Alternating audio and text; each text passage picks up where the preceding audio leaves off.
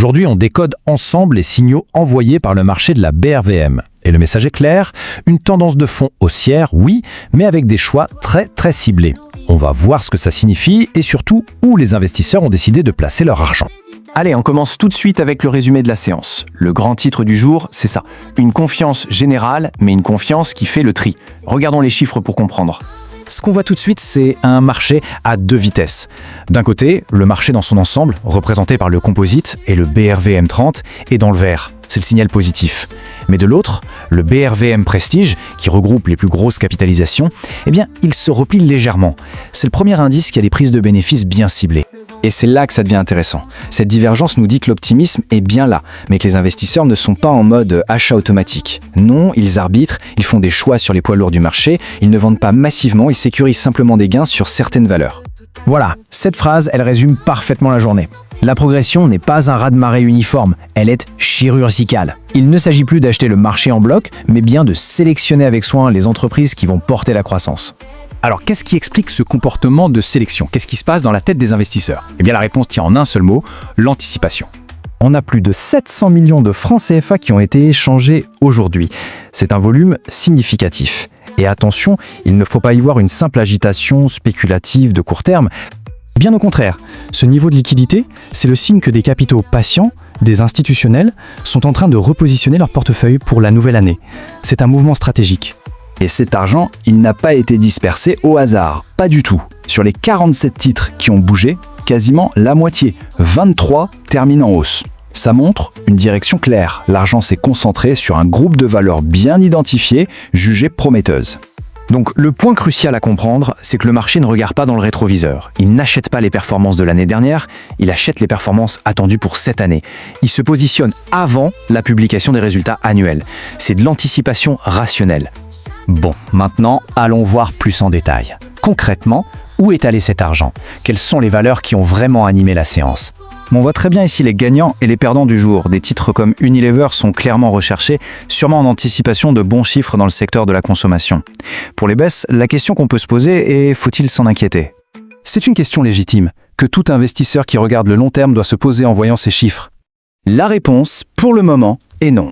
Notre analyse montre qu'on est plutôt face à des ajustements techniques, des prises de bénéfices normales après une bonne performance. On ne détecte aucun signal fondamental inquiétant sur ces entreprises. Et regardez ça, ça confirme parfaitement notre idée de concentration des flux. Une très grosse partie des 700 millions échangés s'est dirigée vers un tout petit groupe de valeurs, Eviosis, Société Générale et Bank of Africa.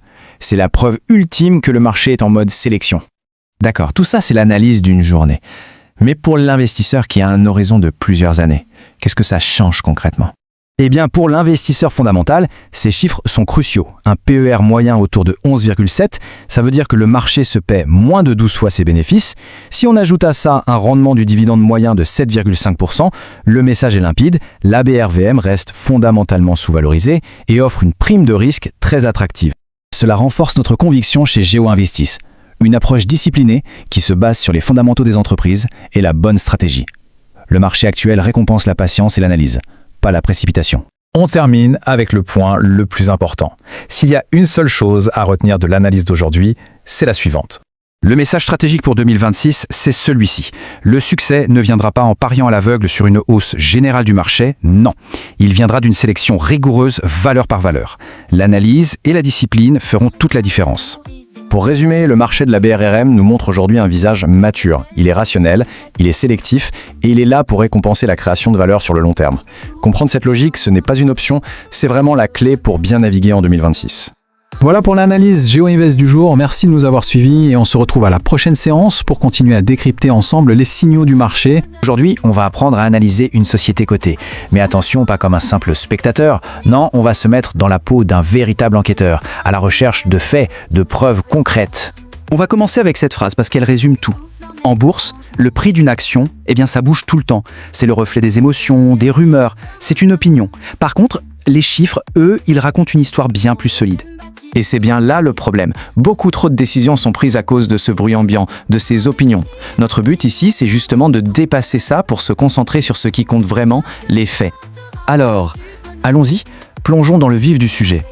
Il faut voir la mission de l'investisseur un peu comme celle d'un détective. D'un côté, il y a l'histoire que l'entreprise raconte, et de l'autre, les preuves qu'il faut aller vérifier. Et voilà la distinction fondamentale. D'un côté, le rapport de gestion. Ça, c'est l'histoire, la narration du management, leur version des faits. De l'autre côté, on a les états financiers. Ça, ce sont les preuves. L'investisseur enquêteur, lui, ne se contente jamais du discours. Il va toujours confronter ce discours aux chiffres. C'est la question qu'il faut toujours avoir en tête. Si une entreprise se vante de ses bons résultats, un bon enquêteur demandera toujours « Ok, mais montrez-moi les chiffres qui le prouvent ». Bon, notre première pièce à conviction, c'est le compte de résultat. C'est l'outil qui va nous permettre de comprendre si, oui ou non, l'entreprise gagne de l'argent. Le compte de résultat, il est là pour répondre précisément à ça. Il mesure la performance de l'entreprise sur une période donnée, en général 1 an. C'est un peu comme son bulletin de notes financier. Pour le lire, c'est simple, on va du haut vers le bas. On commence avec le chiffre d'affaires, c'est-à-dire le total des ventes, mais attention, vendre ce n'est pas tout. Un peu plus bas, on trouve le résultat d'exploitation, ça c'est un indicateur de vérité absolument clé. Pourquoi ? Parce qu'il mesure la rentabilité du vrai métier d'entreprise avant toute optimisation financière ou fiscale. Et enfin, tout en bas, la dernière ligne, le résultat net, c'est ce qui reste vraiment dans la poche des actionnaires une fois que tout est payé, c'est la ligne d'arrivée. Allez, on passe au deuxième élément de preuve, le bilan. Lui, il ne mesure pas la performance sur 1 an, mais la solidité, la structure de l'entreprise à un instant T. Voilà la question à laquelle le bilan répond. C'est une question vitale. Si le compte de résultat est un film, le bilan, lui, c'est une photographie. Une photo du patrimoine de l'entreprise à un moment précis. Un bilan, ça a toujours 2 côtés qui doivent s'équilibrer.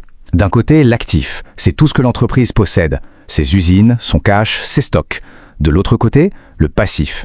Comment tout ça est financé, soit avec l'argent des actionnaires, soit avec de la dette. Et c'est là qu'il faut être très vigilant. Une entreprise peut très bien afficher de super bénéfices, mais si elle est complètement noyée sous les dettes, elle reste extrêmement fragile. Une entreprise solide, elle traverse les tempêtes. Une entreprise fragile, elle subit. On arrive maintenant à la pièce maîtresse de l'enquête, souvent la plus révélatrice, le tableau des flux de trésorerie. C'est ici qu'on va suivre l'argent, le vrai. Cette citation, elle est parfaite, elle résume tout. Le bénéfice, ça peut être influencé par des jeux d'écriture comptable, mais le cash, l'argent qui rentre et qui sort de la banque, ça ne mange jamais. C'est le test ultime. Une entreprise peut vendre énormément, afficher un bénéfice, mais si les clients ne payent pas, eh bien il n'y a pas de cash qui rentre. Ce tableau, il vient vérifier si les bénéfices sont bien réels, s'ils se transforment bien en argent sonnant et trébuchant. On y trouve 3 grandes parties. D'abord, les flux opérationnels. C'est le moteur de l'entreprise. Une boîte saine doit générer du cash avec son activité principale. C'est non négociable. Ensuite, les flux d'investissement. Ça nous dit où va l'argent pour préparer l'avenir. Est-ce qu'on construit des usines? Est-ce qu'on achète des concurrents? Et enfin, les flux de financement. Ça nous montre si l'entreprise a besoin d'emprunter ou de demander de l'argent à ses actionnaires pour tourner. Bien. Une fois que toutes les preuves sont sur la table, que tout a été analysé, l'enquêteur peut enfin rendre son verdict. Et ce verdict, il repose sur une distinction essentielle. Il faut absolument faire la différence entre le prix et la valeur. Le prix, c'est ce qu'on voit sur l'écran, le cours de bourse. C'est l'opinion collective du marché à un instant T. La valeur, c'est différent. C'est ce que notre enquête, notre analyse des faits nous dit sur ce que l'entreprise vaut réellement. Et le but du jeu, il est simple en théorie. Tout le but de cette enquête, c'est de trouver des entreprises dont le prix sur le marché est inférieur à la valeur réelle qu'on a pu estimer. C'est exactement là que se trouvent les bonnes affaires. En résumé, la démarche se fait en 3 temps. D'abord, on analyse pour comprendre en profondeur comment l'entreprise fonctionne. Ensuite, une fois qu'on a compris, on valorise. On estime ce que ça vaut pour être capable de prendre une décision d'investissement qui soit éclairée, rationnelle. Et enfin, tout ce travail de fond nous permet d'anticiper, pour investir intelligemment en se basant sur une vision claire de ce que l'entreprise peut devenir, bien au-delà du bruit et l'agitation du marché au quotidien. Au final, lire les états financiers, ce n'est pas juste de la compta, loin de là. C'est apprendre à décoder une entreprise, à juger sa qualité, à estimer sa vraie valeur. Les outils sont là. La prochaine fois qu'une entreprise capte l'attention, il ne faut pas se contenter d'écouter l'histoire. Il faut aller lire les preuves. Ose y croire, le monde est à toi. Ne laisse personne freiner ta voix. Ensemble on monte, ensemble on brille. Un avenir meilleur, c'est notre famille.